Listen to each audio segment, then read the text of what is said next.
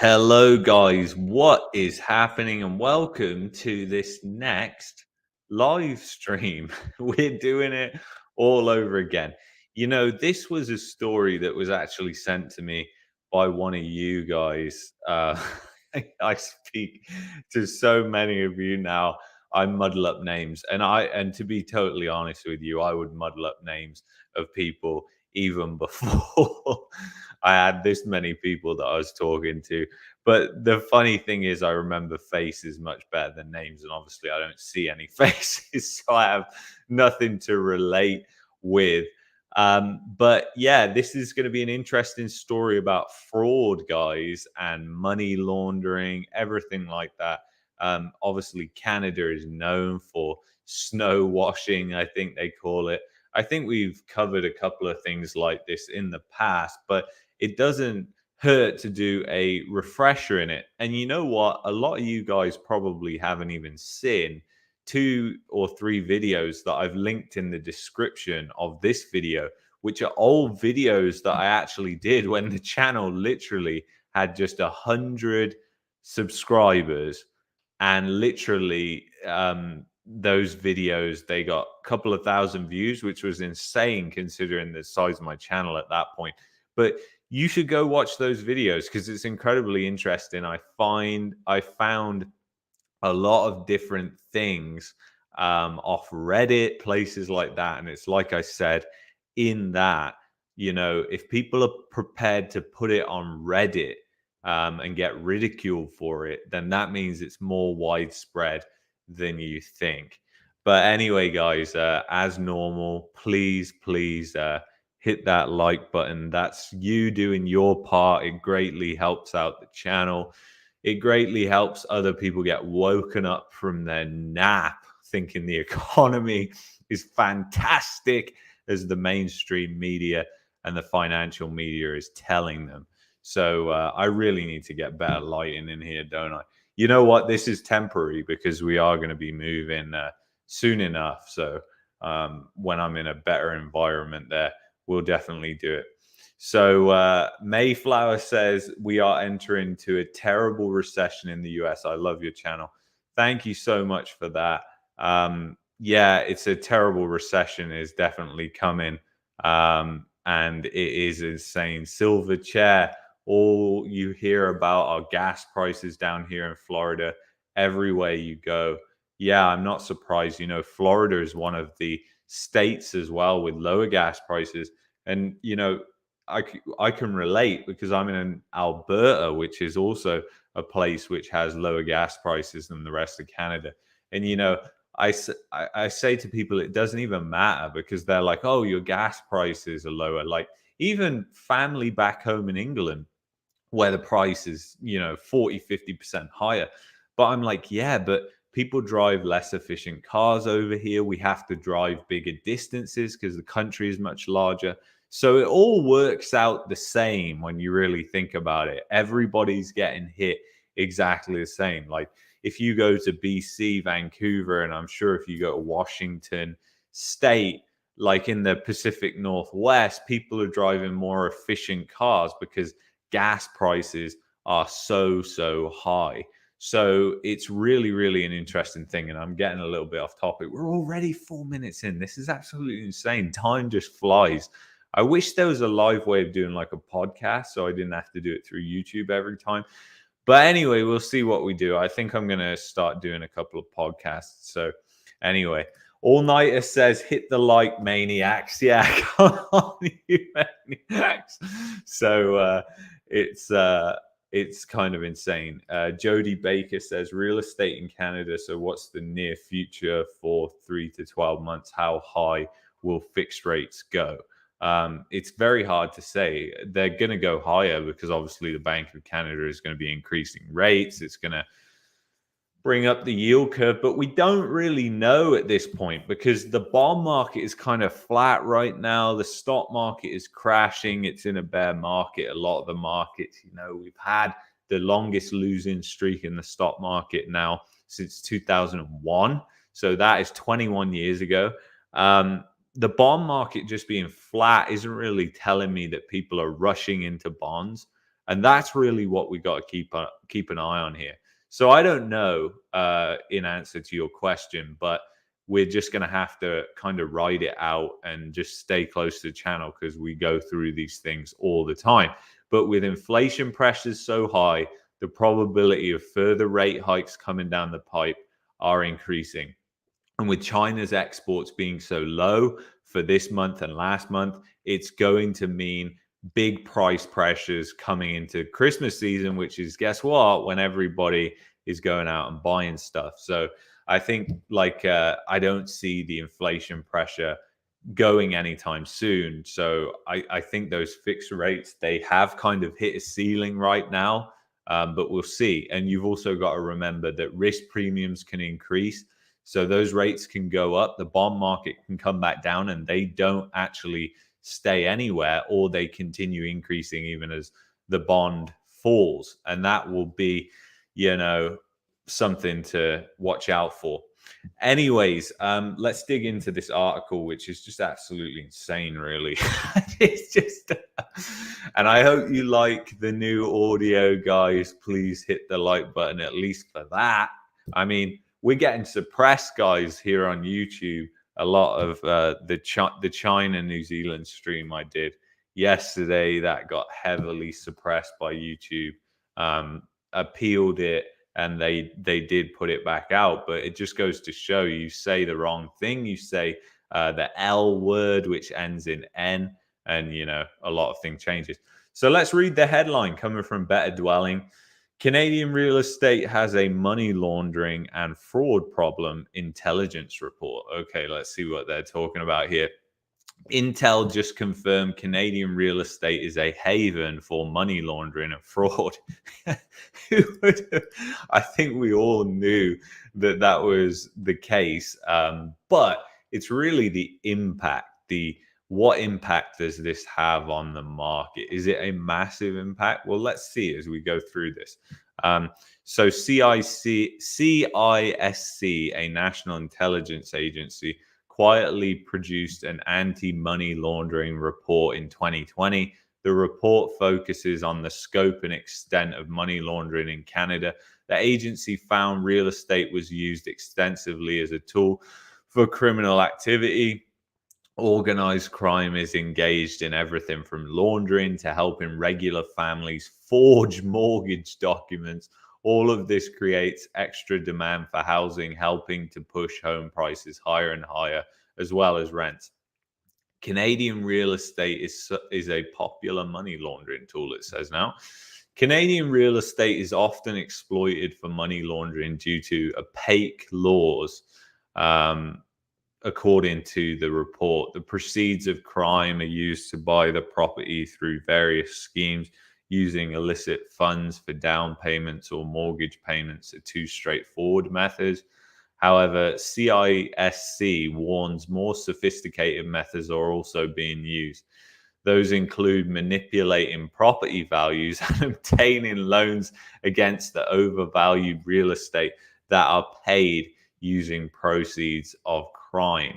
Less obvious methods are also seeing a rise in use. Examples include using illicit funds for renovations or to pay rent to a known party, since many renovations can be paid with cash and a home could be sold for recovery. It's a cheap way to launder a lot of cash. Just before we go on, I think laundering through NFTs now is much cheaper than real estate. But I'm just saying, paying rent is one of the more interesting ones they don't elaborate on, but we will on another day. The gist is one party rents a property out to a known party that pays inflated rent. It's a huge problem, especially when the launderer is sophisticated enough to create a false paper trail. This can involve taking out ads in legitimate rental places so they can prove how they obtained a tenant. Money laundering involves moving as much money as possible, so obviously they inflate the rent value. Regular landlords and tenants unaware can begin to use these numbers as comps. This can inflate rents very rapidly. It's a similar concept we previously covered on how a little money laundering can inflate home prices. Corrupt and unwitting professionals help launder through real estate. So I'd like to say at this point, there is a lot of money laundering that even goes on in the neighborhood that I'm in right now. Like there's houses that have been listed for rent, and they're right, like they seemingly go off the market. These are incredibly expensive mansions, and it doesn't look like anybody's living there. It's sort of bizarre. There's one just up the road. There's one a couple of blocks away as well, which came up a while ago funnily enough, during the cerveza sickness. And I have to use code words because we are getting suppressed now. We're getting suppressed. God, don't you just love YouTube? So, anyways, it is definitely a big problem. How much is it contributing, though? That's what's really hard to say, I guess. But it's obviously not going to be a profitable model if home prices started going down. Now, this is obviously a contributing factor, but I don't think it's the main factor that contributes to home price increases. I think the main factor is and will always be speculation. So anyway, how is this being done in a regulated industry with a little expert help from regulated professionals? Explains CISC. Depending on the sophistication of the transactions, criminals may engage in the assistance of corrupt and unwittingly used professionals such as appraisers, real estate agents, accountants, lawyers, or notaries to complete their transaction, explains CISC. So, yeah, I mean, it's kind of funny that they mention appraisers there. I mean, pretty much all of them are corrupted just because of the way the whole system works when the banks go to get appraisals. And, we're actually going to see that compound the other way now. It's kind of funny, guys, because we talked about this a while ago with appraisers and how they're going to write up values just so that people can get the mortgage, because in a rising market, it makes sense, doesn't it?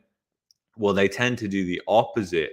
The banks pressure them to do the opposite when the market's going down. But I guess we're probably not at that point here in Canada, because people have got so used, even the banks have got so used to just these unsustainable price gains that Canadian real estate has had. So it's going to be really interesting going forward, because eventually we're going to get to a point where appraisers do have to start writing down property values. People are going to go to close on houses, find out they can't get an appraisal. It's going to be all kinds of a gong show, and they're going to have to cough up extra money, which people don't have. People don't have money. I keep repeating this. But really, I want to be specific, actually.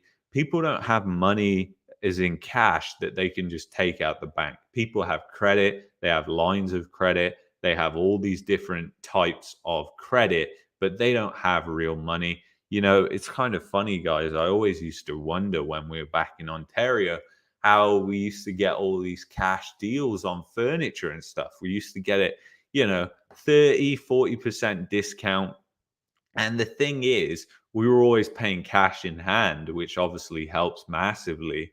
And why does it help massively? Well, I never thought about it at the time, but in the credit-based economy that Canada is in, nobody has the cash. Like, nobody really has the cash. Like, and you guys, honestly, you have to think about how much of the economy in the US and Canada is built on people pulling out home equity and then using that money to literally do a renovation, whatever it is. But that's extra new money, new credit that goes into the system. So it's kind of, how much is that impacting the economy? A lot. It's impacting the economy massively. So it's a big thing. It's a big proportion of the economy. So when obviously people stop doing that and that disappears, it impacts the economy. I mean, how many renovation companies can you find within a 10-kilometer radius of your home? Go do that research, because I looked the other day for where we are, and there's about 25. That's just that is just insane. Like, It, I'm just like, what? But it's kind of it's mind blowing, you know. And little those people, unfortunately, are the victims of the bubble economy. They don't realize, you know, it's not their job. They saw a opportunity to create a business to supply a service, but they didn't know that business or service was entirely, literally based on a bubble that could disappear anytime because people don't have that money. Like, you know, it really is insane when you think about it. Sorry, I got a little bit off topic there.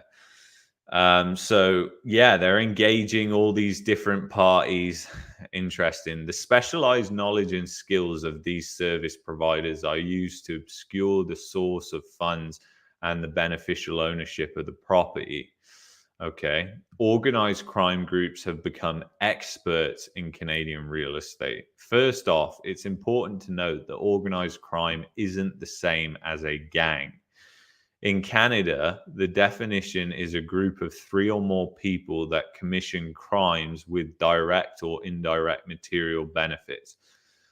They're often transnational groups with hierarchical management like corporations. These aren't your typical street thugs, but street thugs might be employees. CISC found 8 major organized crime groups engaged in real estate laundering. Most are in BC and Alberta and reported to be involved in mortgage fraud. And, you know, obviously that's going to be the case because Alberta and BC are two of the most places with the most lax laws when it comes to mortgages and things like that. And there's no even recourse on loans here in Alberta. And I think it's the same in Saskatchewan as well. Um, the agency warns several of these groups have expertise in the real estate market or could collude with professionals in the industry to accomplish their fraudulent activities.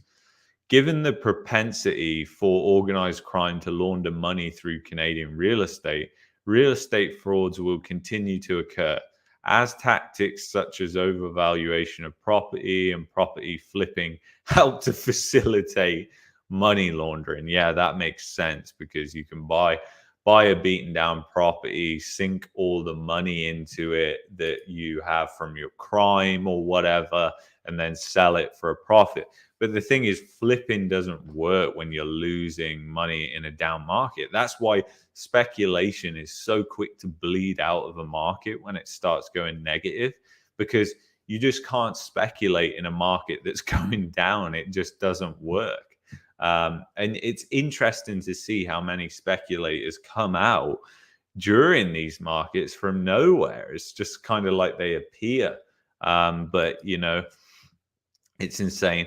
Ontario is notably absent from that mention, but that doesn't mean it isn't an issue there. CISC has identified 176 organized crime groups, 50% with international money laundering links. The province is home to the largest share of these groups. Together, Ontario, BC, and Quebec represent 76% of money laundering.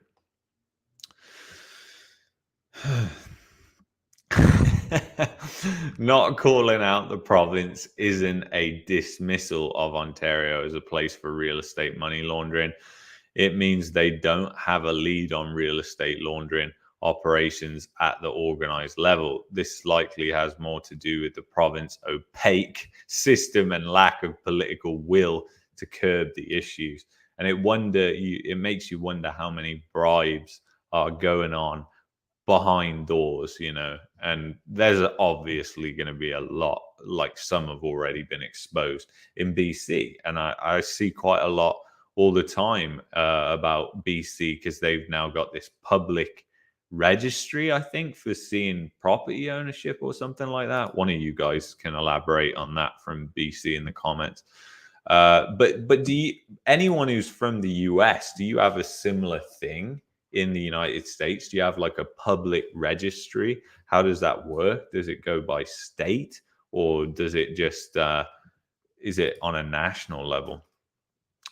So the 2020 report also warns as home prices rise in other places, activity will spread.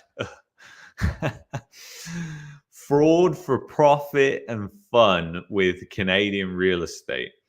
Real estate fraud breaks down into two major categories: profit or shelter. Profit or shelter? Okay.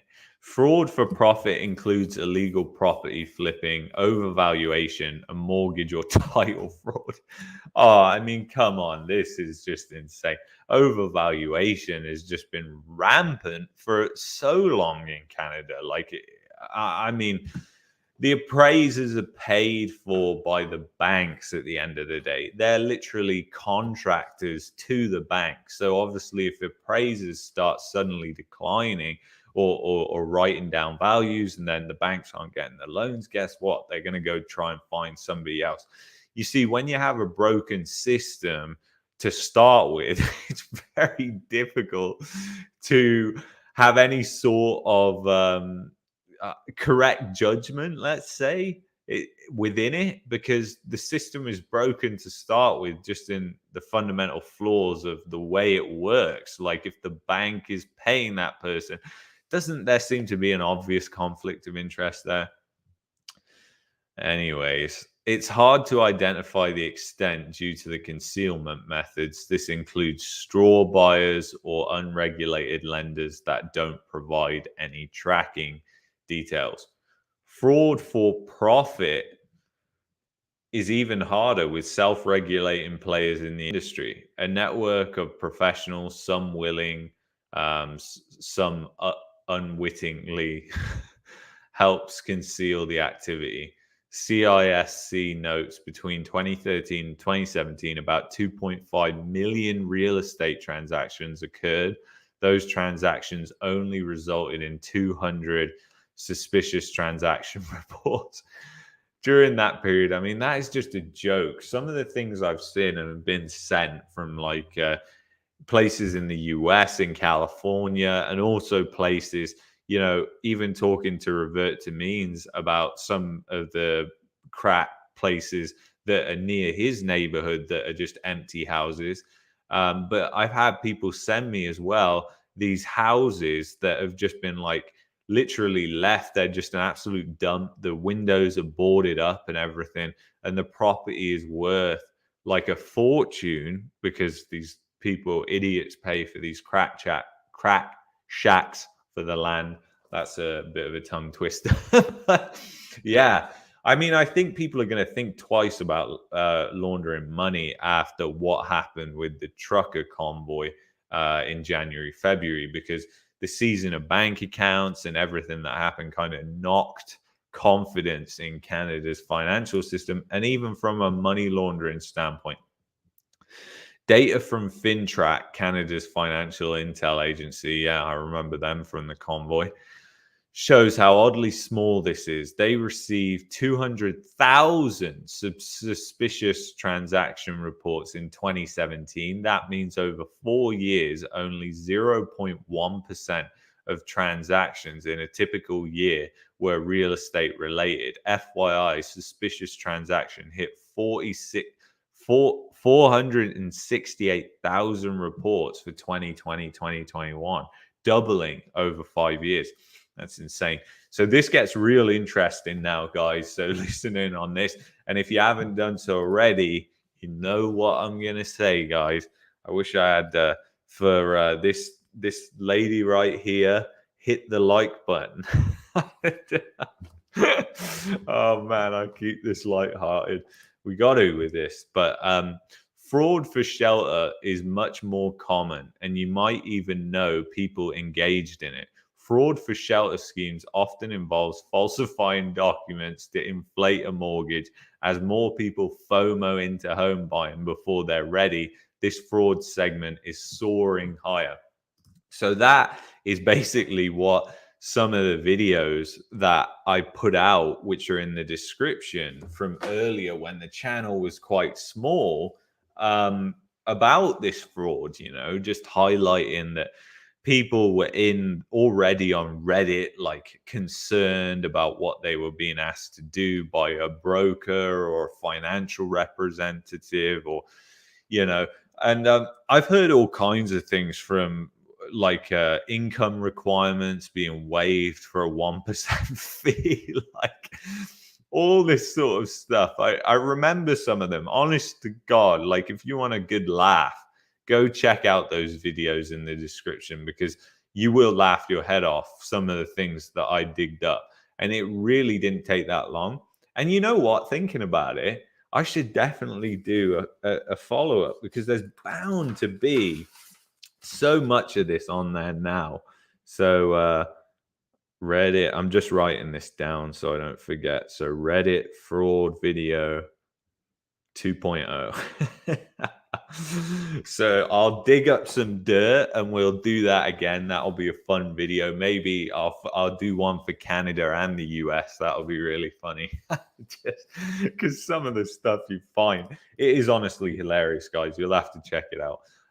So yeah, I mean, FOMO into the market. I mean, yeah, how often do we hear that word? And still right now, even one of the videos that I'm going to have coming out at some point, I've already filmed it.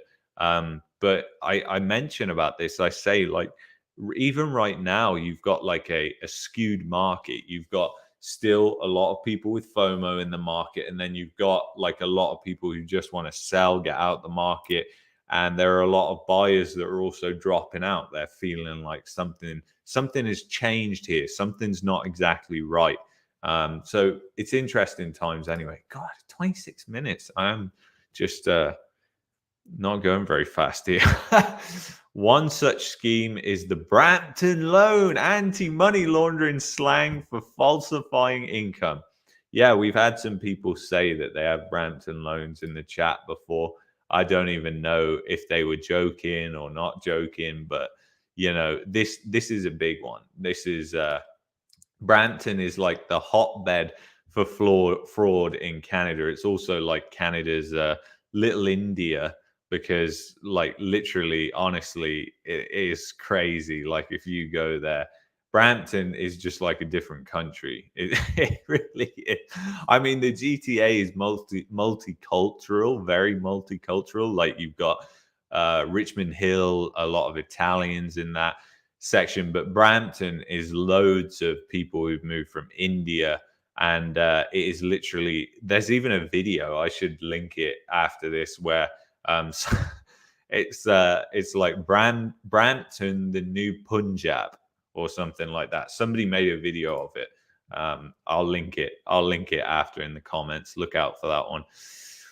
One such scheme is the Brampton loan, anti-money laundering slang for falsifying income. A typical arrangement involves mortgage brokers charging a 1% fee for false documents. The documents prove the borrower has higher income than reported to the government. Covering the actual payments is a little more tricky. Those funds can come from illicit activity, tax evasion, or plain over leveraging. People flat out just ask brokers if they'll do it, sometimes referred to as creative mortgage. I mean, when did you hear about this before? Like anybody from the United States right now is just thinking this has 2008 written all over it. What's happening in Canada? Meanwhile, in Canada, people are like, nah, it's never going to happen here. I love my bank. Like, you know, that is one thing that annoys the hell out of me, to be honest, is people are far too what's the best way of putting it? Like, people in Canada, the way they view their view on the banks is far too positive, considering they're literally stealing money from them in a lot of different ways. They just don't realize it, and they're going to come for it. They're going to get a massive bailout. And well, I'm not going to pay for it because I'm leaving. Like, I know this is coming down the pipe, and I am paying this tax bill for the joke that people have done in this country. And it is really a shame that this has happened. It's been allowed to happen. It's happened under multiple different governments, you know, NDP, Trudeau, you know, the Harper government, all these different governments. Like, it's, you know, no government is saving this, in other words. So that's interesting. So it's named after Brampton, Ontario, a small city in Greater Toronto, informally known as Canada's mortgage fraud capital. It's also Canada's car insurance capital, from what from what car auto insurance fraud scam capital is what I should say. I think it's just the fraud capital for everything. And like, if I haven't been to India personally, but people who I know who've been to India, like, you literally get off the plane and people are trying to scam you like straight away. It's sort of like when you get off the plane in Mexico, but on steroids. Like, people are literally trying to scam you left, right, and center, and it will just be like that from the get-go throughout your whole experience in India. And unfortunately, that's just the way it is. There's a lot of poverty in India as well, but there's also a ton of wealth as well. And India has a massive economy as well. A lot of people talk about the poverty in India, but it's really just a massive difference between different classes. So anyway, I got a lot of Indian friends, and one guy was telling me, like, people come over here to Canada and they're like, because the middle class in India, they can afford to have somebody clean their house, have a cook and a maid. Well, you come over here, you can't afford that. People just aren't used to that at all. Like, it's kind of it's strange, the cultural differences. Um, it's a modest suburb where the median household makes $87,000 a year with a median home price of 1.15 million. Hey, maybe a 600K down payment is common in the largely unremarkable suburb, but that doesn't change how many large busts of mortgage fraud are found. Not only that, guys, Brampton is a dump. Like, I mean, it really is. Like, there's a lot of crime in Brampton. It's not a nice place to live. Like, it's the last place I would want to live in Canada. It reminds me of some bad parts of Birmingham. Like, come on, Luke, you should remember these. Like Aston, because I used to go and watch Aston Villa play football, and we'd always park up in Aston because you had to park in the residential street. It was a horrible area, still is, and there's loads of areas like that in Birmingham back in the UK. But yeah, it's not a nice area at all. 1.15 million to live in a dump. It's just crazy, crazy. Fraud for shelter isn't just surging in use, but expected to grow further with prices.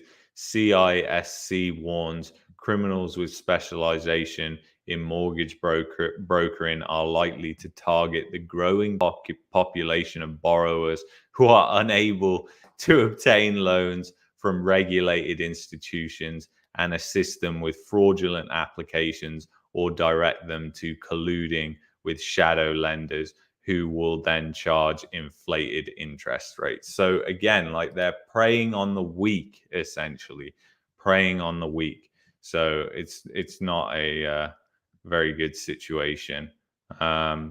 Canada is taking steps to reduce the wide open doors for money laundering. However, it waited for it to become a boiling point issue internationally known. A small amount of laundering can inflate home prices due to basic market mechanics. We're not talking about small numbers in Canada, though. It's actual GDP points of activity. Yeah, of course. So the GDP numbers that we get here in Canada, what do you know? They are actually, they're contributing. So no wonder they want this to carry on if it's contributing to the false GDP numbers, which would say we were in a recession if they were measured like they used to be measured. Measures like beneficial ownership registries are a step in the right direction. Currently, Canada has no idea who owns a home or company. The data was never required. Perfect for money laundering, that is.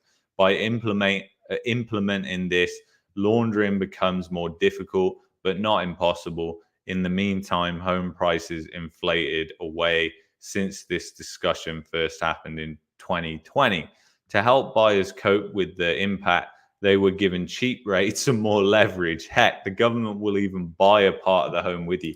You know, that is a really interesting one, isn't it? The government will even buy a part of the home with you because, you know, I had somebody comment on one of the videos in the past, and they made a comment that because I said Canada is like communist, and that is literally like government ownership of of everything is literally communism. So I suppose when I said communism, I meant a new era type communism. But the thing is, when the government is buying a part of the home with you, like this is literally like communism. And it's just that people don't realize it. This is like you will own nothing and be happy. And you know, it hasn't really took off, thank goodness, here in Canada. But in the UK, people are a lot more open to that idea. I know some friends back home who've bought properties with this. They call it the help to buy scheme, like the government is helping you. But the thing that I don't know about that scheme, and I guess I should do some research on it. Funnily enough, it was in Hilliard's book, which I don't have right here at the moment. But that help to buy scheme, I don't know what happens when the prices go down. Like if the government is going in with you on the house, and then the house drops in value, like, and then you have to sell or whatever, do you have to then pay the government back the amount they lost, or do they just lose that money? Like, how does that work? And I don't know that aspect and how that works. So it's it's yeah, it's a crazy. In other words, an intelligence agency warned criminals are laundering through real estate. Canada gave money launderers an end date at which they would need to dispose of the property, then gave home buyers more leverage to buy property. We may have just witnessed the first bailout of money launderers. Wow, the first bailout of money launderers without a European bank license.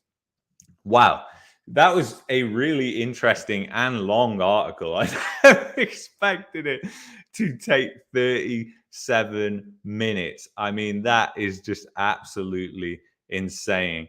It it is absolutely crazy. It's kind of mad when you think about it, you know. It's I don't know. I just find that insane that all this money laundering and everything just goes on in the shadows and nobody really talks about it. It's not really published that much into the mainstream. I mean, it's starting to gain traction now. And again, just like the foreign buyers, when they started targeting foreign buyers, you're going to see the exact same thing with this, the far like that happened with the foreign buyers, which they'll start declining. They'll just look for new places to launder money. Like that's what they'll do if they're not already selling all the stuff that they bought right now as prices going down. I mean, we have no idea the contributing factor to all this housing market debacle that's going on right now. So it's kind of crazy what is going on right now. I think it is kind of nuts, and you got to take it with a grain of salt. I mean, these Brampton loans are just insane, and you know, it's it's crazy when you really think about it. And you know, I'm surprised that they're even calling it that and whatever in the mainstream media. If this was in the UK, things have got so what's the word?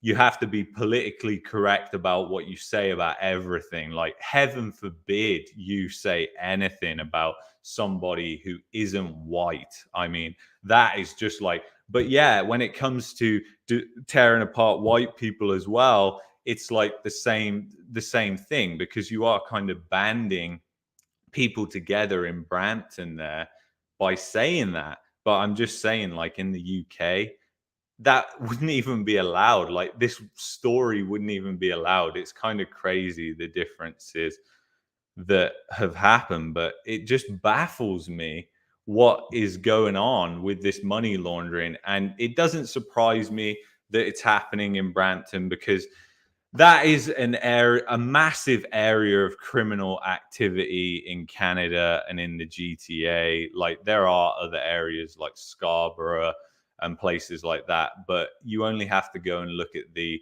intact insurance map, and you'll see that like Brampton is like red, and downtown Toronto is even in a lesser zone. And that's because of all these scams that go on in Brampton, where people slam their brakes on, and then literally people go into the back of them, and then they say, hey, you hit me from behind. And it's just it's absolutely insane, guys, all these things that are going on right now. But it's happening all over the country. It's not just happening in Brampton. And I think Alberta is a bigger proportion of this than people would actually think. So, because like I said, just in the small neighborhood we're in, there are 1 to 2 properties that I know of that I think are being used like it says in this article. So I would have a look what is going on in your neighborhood, whether you have any of this dodginess going on in your neighborhood. And also, like I said at the start, have a look at how many home renovation, home construction companies are in your area. Because I tell you what, it's just interesting to look at that, because you are looking at how much of the economy depends on this bubble. Anything to do with homework and home renovation, like this optional stuff that people aren't going to want to do or need when their house is going down in price. Those people, unfortunately, are going to get into trouble.